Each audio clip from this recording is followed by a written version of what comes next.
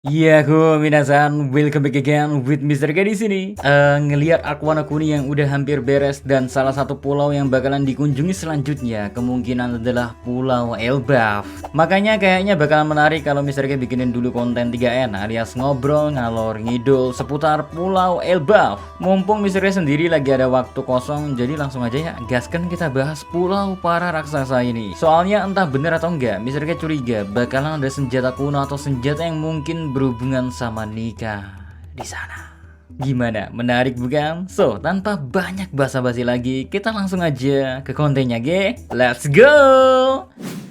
Guys, salah satu pendapat atau teori yang mungkin kalian sering dengar seputar Pulau Elbaf kayaknya tentang kata Elbaf yang berasal dari kata fable, yang mana bisa kita dapatkan ketika membaca kata Elbaf secara terbalik. Rasanya banyak sekali emang alasan kenapa orang-orang bisa mempercayai hal itu. Namun yang paling menarik sebenarnya berhubungan dengan keterbalikan. Soalnya buat yang belum tahu ya, kata fable sendiri merujuk ke sesuatu hal yang bukan manusia. Atau simpelnya di sebuah cerita fable biasanya diisi sama binatang, tumbuhan, atau bahkan benda mati sekalipun. Nah, dari sini kalian mungkin bertanya-tanya, terus hubungannya ada di mana, Mr. K? Orang Pulau Elbaf udah diketahui jelas-jelas sebagai tempat di mana ras para raksasa tinggal, jadi pastinya gak mungkin kalau mereka termasuk ke antara tumbuhan ataupun hewan. Guys, slow dan santuy. Seperti yang udah Mr. K bilang di awal, ada pendapat yang bilang kalau kata kuncinya sebenarnya ada di keterbalikan. Sehingga sebenarnya bukan cuma namanya doang yang dibalik dari fable menjadi Elbaf, namun orang-orang yang menjadi karakter utama di sananya pun dibalik. Sehingga kalau biasanya di cerita fable kita melihat hewan-hewan yang dikasih sifat seperti manusia, di mana mereka bisa berbicara ataupun melakukan sesuatu yang manusia bisa kerjakan. Maka seperti kebalikannya ya, di Pulau Elbaf nantinya bakalan diisi oleh manusia, akan tetapi sifat mereka bakalan seperti binatang. Ya, maksud sifat mereka yang seperti binatang di sini bukan berarti orang-orang di Pulau Elbaf tidak beradab ataupun gak punya sopan santun. Soalnya seperti yang udah kita lihat di beberapa momen, para orang-orang dari ras raksasa ini sebenarnya memiliki perilaku yang sama dan gak terlalu jauh berbeda dengan manusia. Namun satu hal yang mungkin berbeda ada pada prinsip mereka, di mana di sana ya para ras raksasa lebih memilih mati daripada hilang harga diri, yang mana harusnya ya jika digunakan akal jernih, prinsip seperti itu jelas gak masuk akal. Cuman sebenarnya kalau kita perhatikan baik-baik, pemikiran seperti itu gak cuma dimiliki oleh para raksasa yang bahkan rela bertarung selama sekitar 100 tahun. Padahal jika emang mereka bisa melupakan dan mencari akar dari permasalahannya, harusnya hal apapun bisa diselesaikan bahkan dalam waktu yang jauh lebih singkat. Tapi sayangnya emang seperti yang udah bisa kita lihat di Ark Wano Kuni juga, di mana para samurai bisa dibilang memiliki pemikiran yang gak terlalu jauh. Sehingga memang jelas ya, kalau sebagian orang memang besar dan tumbuh dengan pemikiran kalau harga diri jauh lebih penting di atas apapun, bahkan nyawa sekalipun. Yang menarik sebenarnya selain ada kesamaan di antara prinsip atau cara mereka hidup, Ark Elbaf juga mungkin aja akan memiliki suatu senjata yang kemungkinan identik dengan pulau mereka. Soalnya kalau kita lihat dari Ark Wano Kuni yang diisi oleh para samurai, maka jelas kalau pedang akan menjadi senjata yang sangat erat dengan pulau mereka.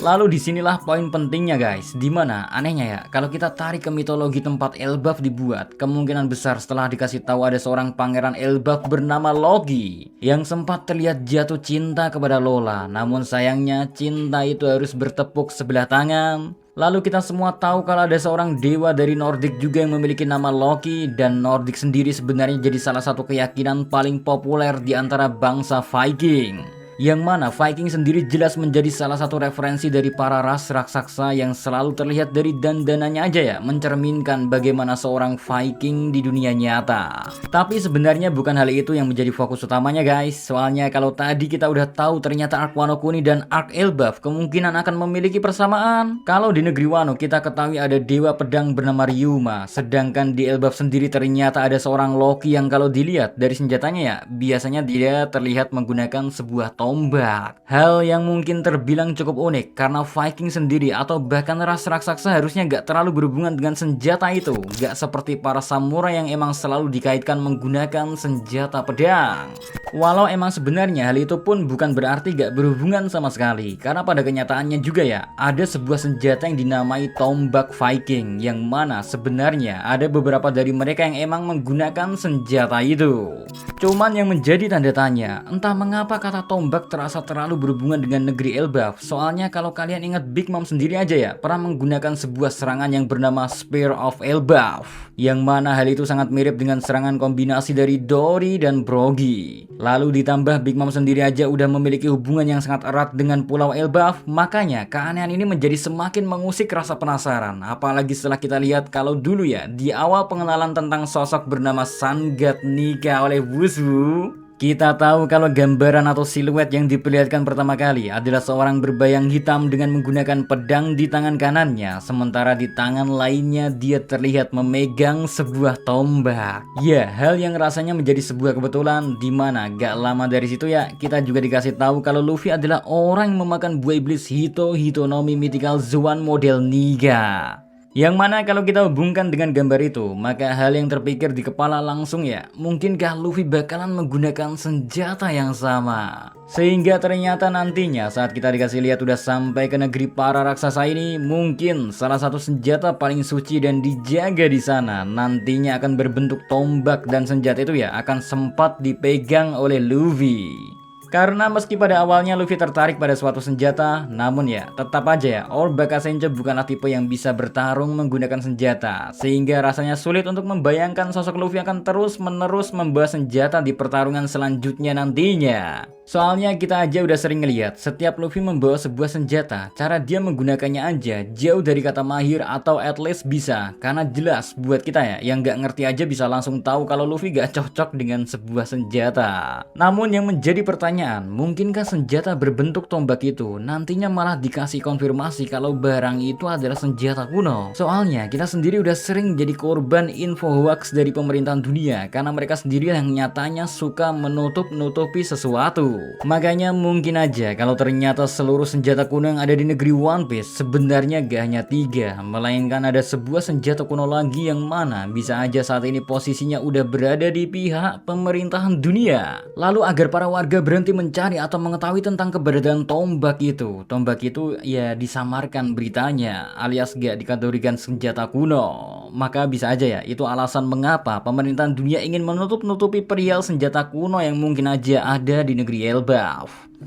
Gimana nih? Apakah mungkin rasanya kalau Pulau Elbaf bakalan menyimpan suatu senjata layaknya Pulau Wano yang dipenuhi dengan beragam pedang hebat? Apalagi kita juga tahu ya kalau rata-rata di beberapa momen pertarungan para kapten kadang terlihat bertarung menggunakan beberapa senjata. Bahkan orang sekelas Roger dengan Shirohige aja saat mereka berdua saling mengadu kekuatan, mereka dikasih lihat menggunakan suatu senjata. Sehingga menarik rasanya buat ditunggu apakah Luffy akan mengikuti jejak para kapten bajak laut lainnya.